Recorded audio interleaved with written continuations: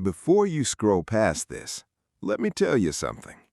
There's a two-lane road outside a small town in rural Louisiana that locals don't drive after 10 p.m. Not because of gators, not because of the dark, because of what waits on the bridge. This isn't a movie script. This is something a cab driver swore to happen to him, and by the end of it, one man never made it home. Stay till the end, because what they found under that bridge the next morning still doesn't have an explanation. The story takes place just outside a small town. We'll call it Hollow Creek, off Route 9, past the old sawmill, where the county road narrows and crosses a drainage culvert everyone just calls Blackwater Bridge. There's a thick, overgrown bramble on one side of that bridge. Locals have had other stories about that stretch of road for years. Lights that shouldn't be there, engines that stall for no reason. This is just one more, except this one has a body count. It happened almost 8 years ago. A cab driver, we'll call him Ray, picked up a late fare outside a bar in town. Just a regular guy, mid-30s, needed a ride out past the county line. Nothing unusual. Ray had made that drive 100 times. It was around 11:30 p.m. In a town like Hollow Creek, by 10 p.m. the streets are already dead. No traffic, no porch lights, just the hum of the engine and 2 headlights cutting through fog rolling off the creek. As they came up on the bridge, the passenger noticed something first. Pale, low to the ground, catching the headlights from a distance. At first, Ray thought it was trash, a dropped tarp maybe. But as the cab slowed near the culvert, they both saw it clearly. A body, lying across the bridge rail, wrapped in a white sheet. Ray stopped the car. Neither of them said anything for a few seconds. Then the passenger, we'll call him Dale, said what they were both thinking. Is that a person? They got out, walked toward it slowly, gravel crunching under their boots, the only sound besides the creek running underneath. And there it was, a human shape under white cloth, unmoving, laid out like someone had arranged it there. Dale looked at Ray.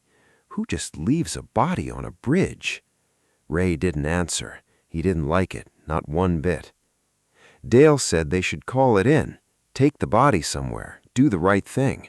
But Ray backed away, shaking his head. I'm not touching that. Just pay me my fare. I'm done here. Dale pulled out his wallet.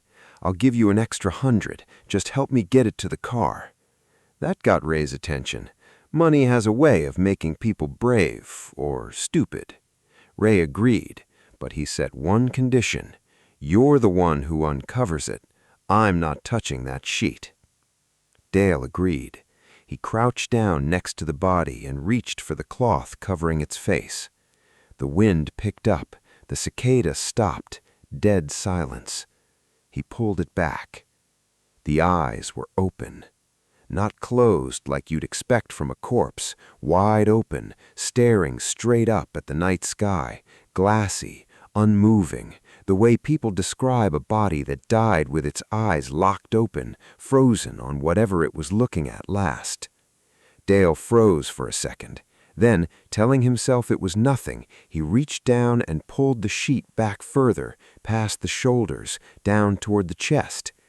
And that's when he saw it. The skin wasn't skin. Thick, coarse hair covered the body, not like a man's chest hair, long, matted, curled in tight clumps. Like wool. Like something had skinned a sheep and dressed it in a man's shape. Dale's mind refused to process it, and then the thing's head turned.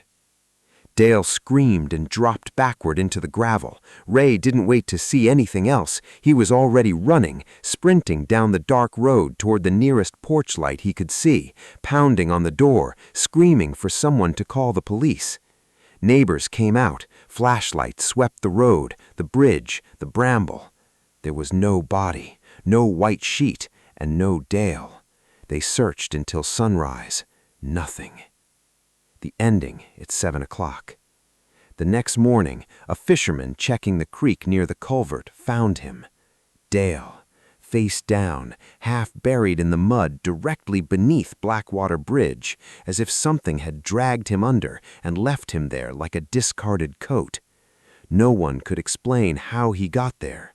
No signs of a struggle on the road above, no footprints leading down to the creek bed. Just a man, gone, in a spot that had been completely empty hours before.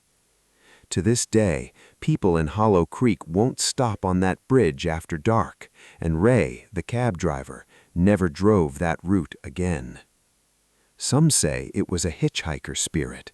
Others say it was something older than the town itself, something that wears a body like a coat until it's done with it. Nobody knows for sure. All we know is, don't stop for strangers on empty bridges after midnight.